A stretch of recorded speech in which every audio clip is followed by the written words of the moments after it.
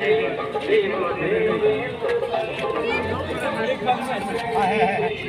श्री राम भगवान की जय हो। जय जय श्री राम, जय जय श्री राम, जय जय श्री राम।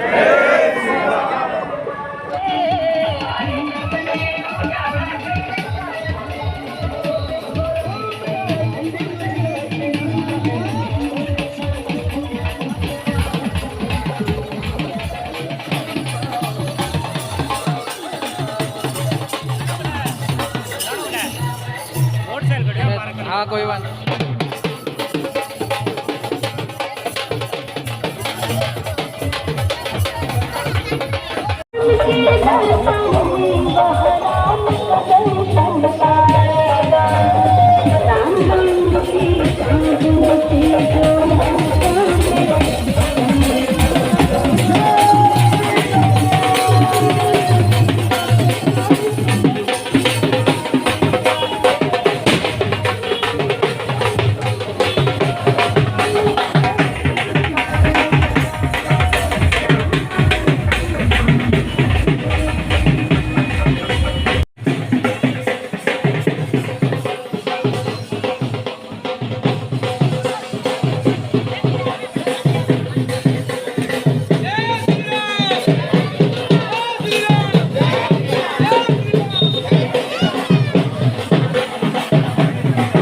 अक्षत यानी पीले चावल आए हैं और ये आप सभी ग्रामवासियों के लिए निमंत्रण है। इस चीज़ का निमंत्रण है, आपको जानकारी होगी कि 22 जनवरी को अपने आराध्य देव भगवान श्री राम लला की प्राण प्रतिष्ठा है मंदिर के अंदर। जो अयोध्या में नया मंदिर बनकर के तैयार हुआ है राम जी का, जिसका विवाद चल रहा था 500 सालों से। 500 सालों से कितने राम भगत, कितने सेवक, कितने लोग, हमारे कितने पीढ़ियाँ, कितने पूर्वज जो कि इस आंदोलन करते करते मर गए, लेकिन वो दृश्य जो आज हम देखने जा रहे हैं वो नहीं देख पाए। हम लोग बड़े सौभाग्यशाली हैं कि उस दृश्य को हमारे जीवन काल में भगवान राम जी की कृपा से वो बन करके पूरा हुआ। तो राम जी की कृपा से ही हम सब लोग उस दृश्य को देखेंगे। तो 12 बजे 22 तारीख को लाइव जो मूर्ति स्थापना का प्रोग्राम हो टीवी में आप देख सकते हो। एलसीडी लगा करके, जैसे गौशाला या मंदिर के प्रांगण में देख सकते हो, बड़ी एलसीडी लगा करके सब लोग इकट्ठे होकर के देख सकते हो। उसके बाद रात्रि में दिवाली की तरह इस त्योहार को मनाएंगे, क्योंकि महादिवाली है। भगवान 14 वर्ष का वनवास काट का है तो लोगों ने दिवाली मनाई थी। अब 32 साल से भगवान तंबू में बैठे हैं, तंबू से निकल करके अपने महलों में जाएंगे, तो ये महादिवाली है। तो महादिवाली की तरह राम जी का पूजन करेंगे, घर में मिठाई बनाएंगे, खीर पीरा जो आप बनाते दिवाली को, बच्चों को पटाखा ला करके देंगे, घर को सजाएंगे। तो जैसे कि दिवाली की तरह बिल्कुल दिवाली से भी बढ़ करके इस त्योहार को मनाएंगे। तो अधिक समय न लेता हो तो 2 मिनट हमारे सहयोगी ये सब आपको समझाएंगे।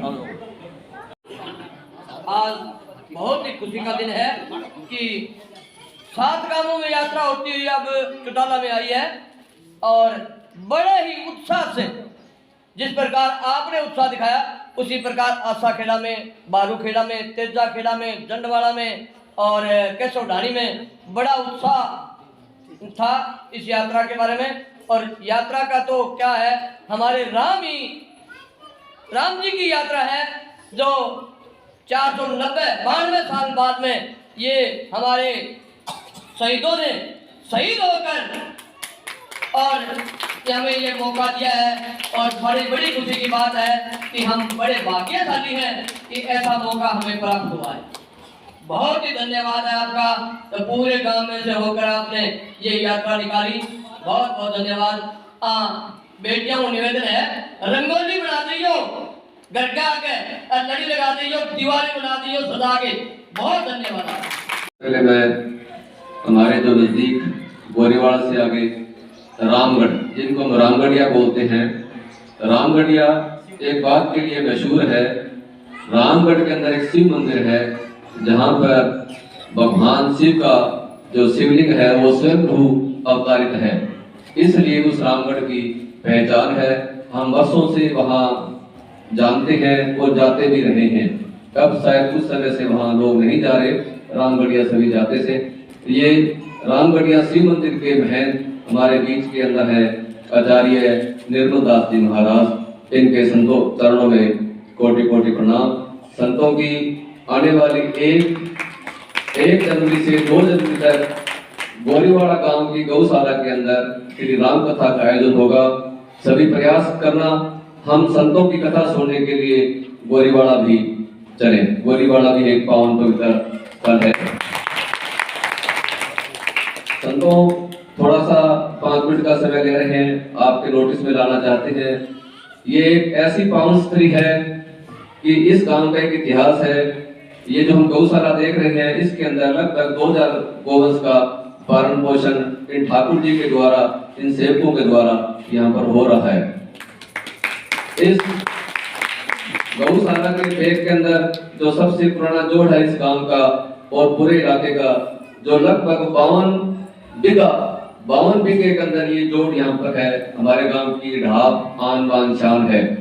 और बहुत ही एक आश्चर्य की बात है कि इस ढाब के चारों तरफ मंदिर, गुरुद्वारे, संतों के, जिन संतों की 2 तस्वीरें अंदर लगी हुई है, आपको दिखाएंगे।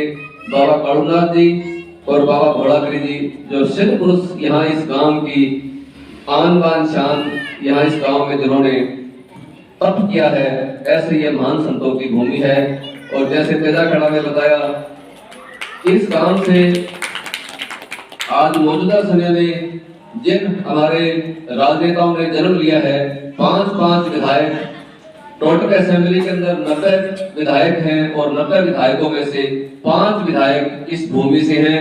इस भूमि ने देश को उप प्रधानमंत्री दिया, हरियाणा स्टेट को कई बार मुख्यमंत्री दिया, अब उप मुख्यमंत्री दे रखा है। विधायकों की, सांसदों की तो कोई संख्या ही नहीं है। संतों, ये एक ऐसी तपोस्थली है।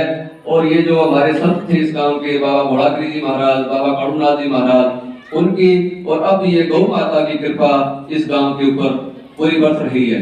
एक और आज से 2 साल पहले टिड्डी दल आया था। थोड़ी सी जानकारी के लिए बता रहा हूँ इस तपोस्थली के बारे में। हमारे साथ में गांव रतनपुरा है। पूरा पाकिस्तान से टिड्डी दल चलकर राजस्थान की बाउंड्री तक, राजस्थान तक आ गया। और हमें बड़ा ये लग रहा था कि हमारे गांव में ये टिड्डी आ गया तो हमारी सारी फसल खत्म कर देगा। और ऐसी कृपा हुई, जब हरियाणा के अंदर हमारे गांव की बाउंड्री में टिड्डी दल आया, उसी टाइम तेज आंधी वापस पाकिस्तान की तरफ चली और सारा टिड्डी दल वहां। ऐसी ये तपोस्थली इस गांव की है। मैं अब ज्यादा समय ले लेता हुए सभी आपको ये निमंत्रण आज भगवान का आया है अयोध्या से। जब भी समय मिले अपने जीवन में, 2 साल में, 5 साल में, 10 साल में, जब भी अयोध्या जाने का मौका मिले, ये जो भगवान के चावल हमारे पास आए हैं, इनको भगवान के चरणों में जाके अर्पित करना। उससे पहले इन चावलों को पोटली बनाकर अपने घरों में, पूजा स्थान में, अपनी तिजोरी में, जहां भी जिसको उचित लगे, इनका अनादर मत करना। इन चावलों का अनादर मत करना, ये इसको खजाना समझ के कि भगवान राम का एक खजाना हमारे परिवार के अंदर आया है, इसको अपने बहुत उच्च स्थानों पर, जिस स्थान की कीमत सबसे ऊपर हो घर में, उस स्थान पर इनको सुरक्षित रखना। और जब कभी भी जो माताएं बहुत बुजुर्ग है वो ना जान सके तो अपने पोतों को कह के जाना कि जब भी आप अयोध्या जाओ, ये मेरे चावल वहां जरूर चढ़ाना, ये मेरी अंतिम इच्छा है। इस प्रकार के संदेश अपने परिवारों में छोड़ना। मैं अब हमारे गौशाला संघ के जिला अध्यक्ष और गौ सेवा संघ के हरियाणा के उपाध्यक्ष श्री योगेश जी बिश्नोई, उनका भी धन्यवाद करता हूं, जो पूरा टाइम दे रहे हैं और जो आज यात्रा कर रही है, इसके ये संयोजक भी है। श्री ओम प्रकाश जी जानी, जिनके बारे में तो बताने की जरूरत नहीं है, ये तो हमारे गांव के बनाऊ है, हमें रोज मिलते हैं और गौ सेवा करने का जो पाठ है हमें इन्हीं ने सिखाया है। इनका बहुत बहुत धन्यवाद। और जितने भी गौ सेवक हैं सबका तहे दिल से धन्यवाद। सभी से अनुरोध है कि चाय पानी की व्यवस्था है, चाय पानी